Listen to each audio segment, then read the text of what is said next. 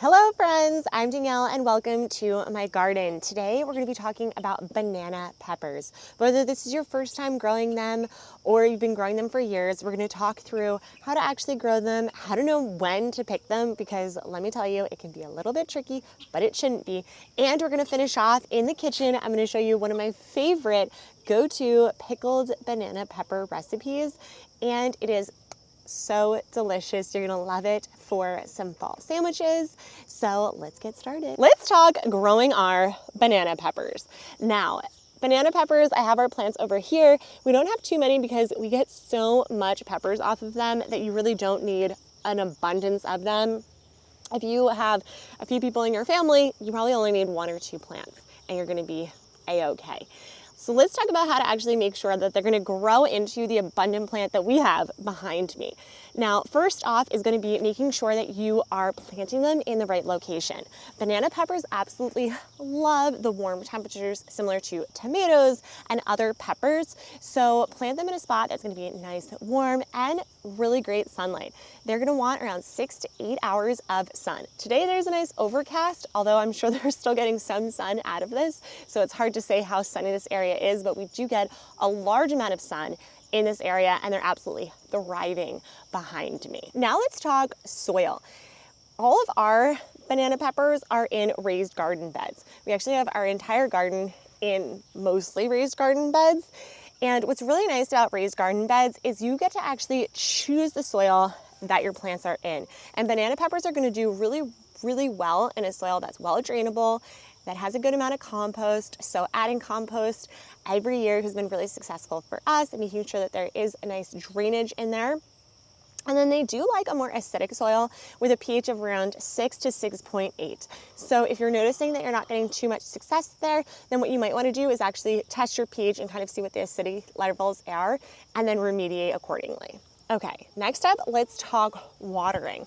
Similar to all your other plants, you do want to make sure that you're watering often. We actually have drip lines in our garden that have a slow drip for them. We want to make sure that our soil is wet, but not soggy. They're really going to thrive in something like that. Sorry, that is my little asparagus coming in here.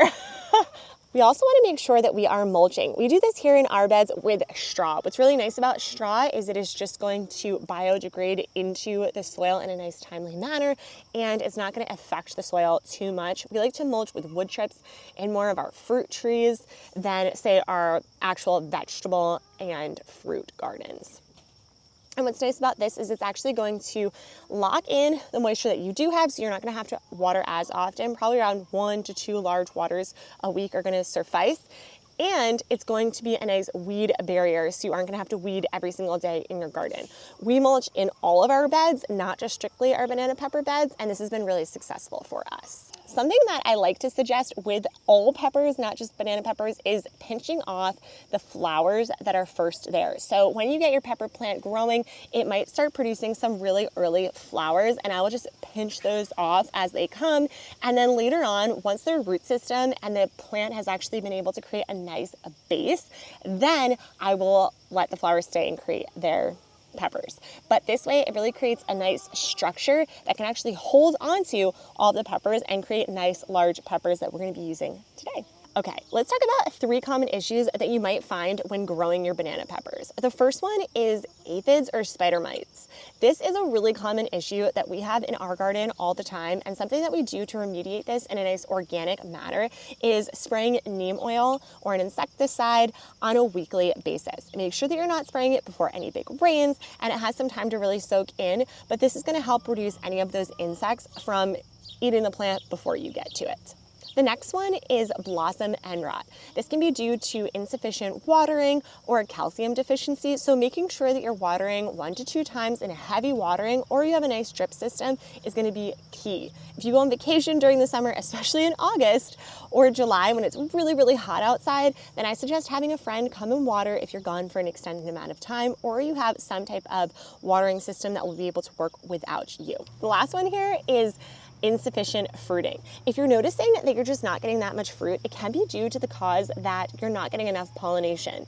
So you can actually choose to manually pollinate, which is very easy to do. I've done videos about it, and you can use a little brush. You can just pick off the flowers and kind of do it. So find a male and a female and just pollinate them for you, or start to bring in different types of flowers into your garden that pollinators love, that will attract more pollinators into your garden, and hopefully they can do the hard work for you. Let's talk one of my favorite aspects of growing any garden item, and that is harvesting. Now, you'll notice that a banana pepper is going to have a nice, I'll choose a non-ready one and a ready one. Okay. So this is more of a greenish tone, and they will start to turn a nice yellow tone when they are ready to pick. They're going to grow around 4 to 5 inches in size, a nice smooth exterior, and if you do leave them on the plant, they can turn a more orange, reddish color, and this can either make them sweeter or spicier. So something to note there. Another way to check and see if your peppers are really ready to harvest is when you go up to the plants, and if you can just literally pull them off very easily, like that one, not pulling off. If you have to try to pull it off, it most likely is not ready. But if you're just kind of going at them and pinching and it's just coming right off, it's probably ready. So we're gonna go ahead and harvest some of these guys. And you can see, this is a little dude. They're really green at the beginning, and then they get a much more yellow tone as they go. Yeah. Okay, so I'm gonna go ahead and harvest these.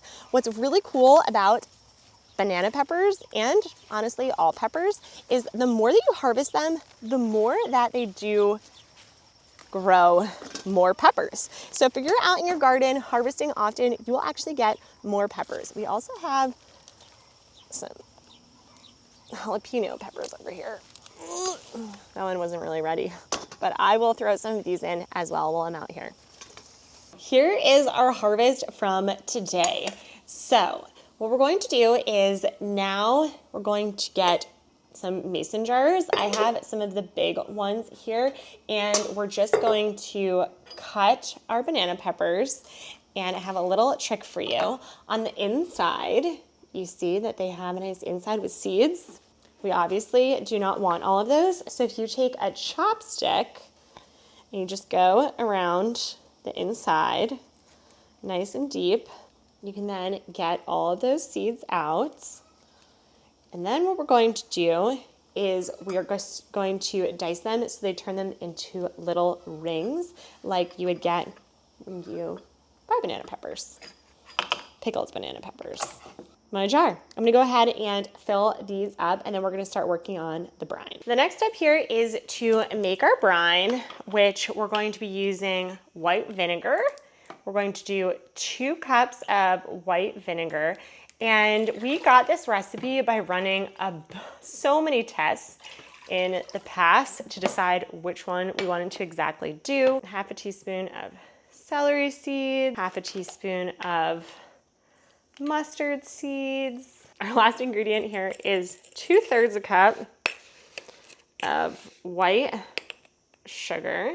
We're gonna go ahead, put that in, let that boil, and then we will pour it over our cans. We will then stick it in the fridge for around 2 to 3 days, and then you can start to eat them. You really want to wait a few days so that it actually starts to pick up on the flavor of our brine, and then this can be in your fridge for around 2 to 3 months after that. It has now been 2 days of these guys sitting in their brine, so I'm gonna go ahead and taste one.